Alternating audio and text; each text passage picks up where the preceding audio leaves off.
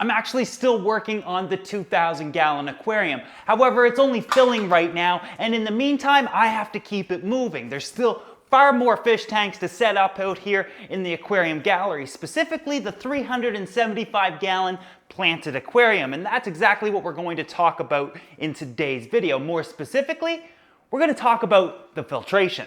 As for the 375-gallon tank, you guys will remember I built this tank a couple of years ago, or maybe a little bit more than a year ago. It's 8 feet long, 2 feet tall, and 3 feet wide, holding that 375-gallon of water. Currently, it's stocked with my blue base crossback Asian arowana, but he's going into that 2,000-gallon aquarium. As for the stand, well, this stand is too big to get out of my house. I'd have to take it apart.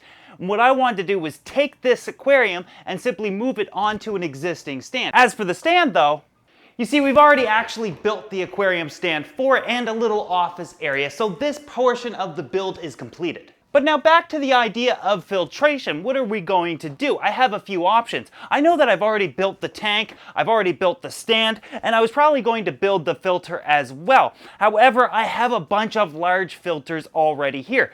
My one thought was, why don't I use the 100-gallon sump that this is already on? Well, two reasons. I'm going to be using all of that media on the 2,000-gallon aquarium. All of that cycled biological media means that that 2,000-gallon aquarium starts up and can be stocked right away.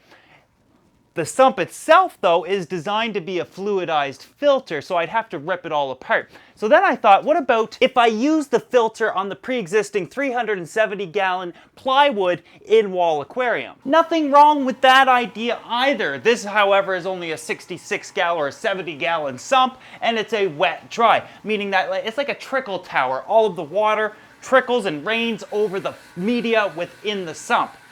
The downside to this is the sump isn't big enough, so then I thought, why don't I just dig into some of my old equipment? I certainly have a lot of it. So I dug through a lot of my old equipment and came across my old Eheim 2262, a canister filter rated for up to 400 gallons. It holds a tremendous amount of media, which would most likely support the livestock I have planned for the 375.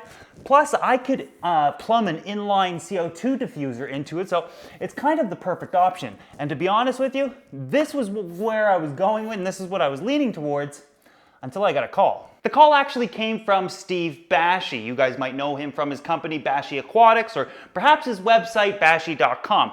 Most importantly, I actually did a tour of his facility back in Detroit a few months ago, and it's by far my favorite tour I've done of a facility of that nature. With that said, he said, I heard about the aquarium gallery. I love what you're doing. Is there anything you need from me? And I had to tell him, no, Steve, I actually don't need anything. I'm completely set up. I have everything I need, and anything that I don't have is on its way. So thanks for the offer, but I don't need anything right now. He said, well, walk me through your systems. Maybe there's something I can do for you.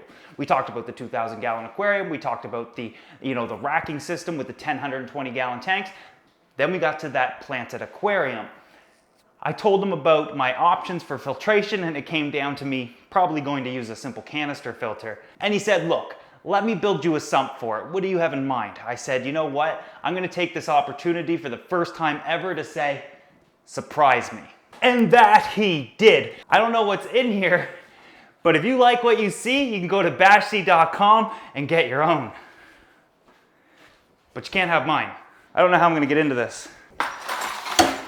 I do know that he did a theme for this and did specific colors, but other than that, I don't know what he's done here.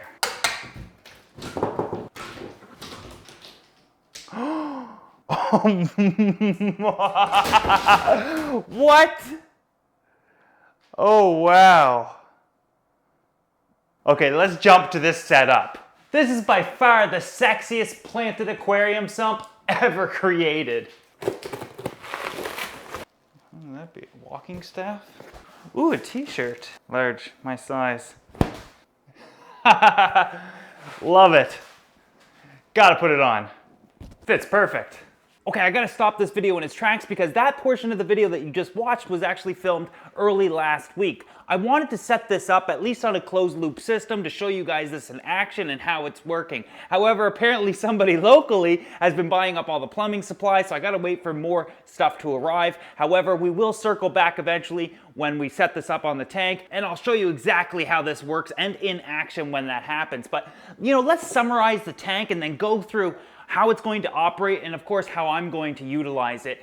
First and foremost, the tank is 5 feet long, 2 feet wide, and stands 20 inches tall. Holds about 125 gallons of water. The entire construction is made out of acrylic in both black as well as green. Black being the dominant color in the gallery, and green, of course, accenting the planted theme idea. That log package wasn't a walking staff, it was actually more plumbing supplies that Steve sent. He loves to make sure that everything matches, so this is going to look absolutely amazing once set up. Now the way this works is simple. On the other end there's some inputs. These are basically the drains that are coming from the main aquarium.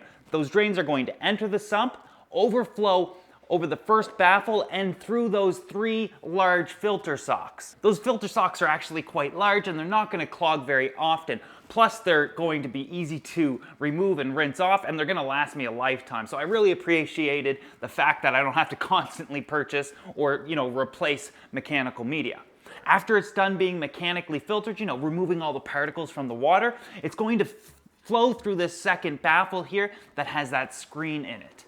This is where we get to the biological filtration, and the water can now be filtered through the biological tower. This canister holds about 25 liters of water, I believe, and it's a fluidized media within it. Bashi Aquatics actually makes their own fluidized media, and it comes in a few different colors, so you could truly match it to the rest of the sump if you wanted to. Water's gonna pump up to it, through the top, and then out through the side here, and I can control the flow with this gate valve if needed. The media is then fluidized with the supplied air pump that Steve sent me. Water then flows over through this last baffle. Now this baffle is interesting because it has a sliding wall where I can adjust the water height in the entire sump.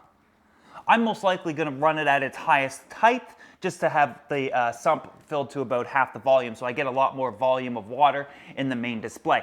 Half filled will give me about 60 gallons, plus the 375 gallons would, be well over 400 gallons. Once it comes through this portion of the sump, and that's where we get to these reactors over here on the other side. Again, black and green, all color-coded. This is, like I said, this is one sexy sump. Now these reactors are like mini canister filters where we can put whatever type of media we want in here and not get any bypass. So I've got 2 of them. I'm thinking maybe I'll fill one up with activated carbon and the other one maybe with some other sort of biological media if I need to supplement it. But options are kind of endless here. To add the media, we just unscrew the knobs here, give the canister top a twist, and it opens up. We can now add in whatever media we want, and we have 2 pre-filter sponges so that the media doesn't get into the pumps or release into the aquarium, plus it gives a little bit more mechanical filtration. Now, if I don't want to put them in here, I can also, there's plenty of room to put them over in the biological compartment so that everything's kind of being processed at the same time. And this opens this entire compartment up. Maybe I set up a refugium, maybe a little, a hospital area or a quarantine system, or, maybe I grow out some plants a little bit more there. Who knows what we're going to use it for? I just love the idea that even though this is a customized sump used for specific reasons, it still has a ton of flexibility to it. After we reach the final chamber here, we actually have to flow through the back through more slots, where there's some Metalamat in here, which is typically used for biological and even some mechanical filtration. But at this stage, it's mainly going to serve as a biological filtration compartment. Once the water finally flows through the bottom of this compartment, we get to the return pump. Now here's how I think I'm going to be setting it up. I believe I'm going to be putting all of the canisters in this one compartment.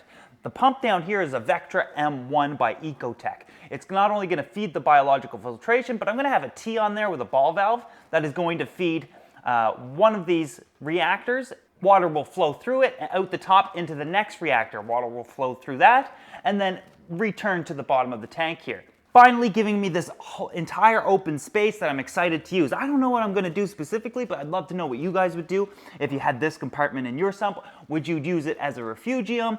Would you add in, use it for a place to, acclimate fish to the aquarium or acclimate plants, or what would you do? Let me know in the comment section below. All I know though is that this is one heck of an upgrade from this canister filter.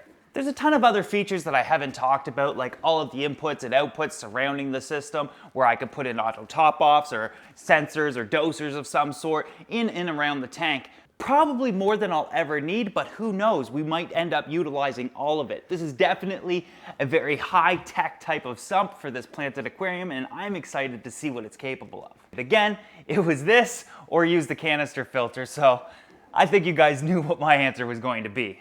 Anyways guys, I hope that you enjoyed today's video. I'd also like to thank you for watching, and if you join me this coming Sunday, we're gonna move some fish into the 2,000 gallon aquarium.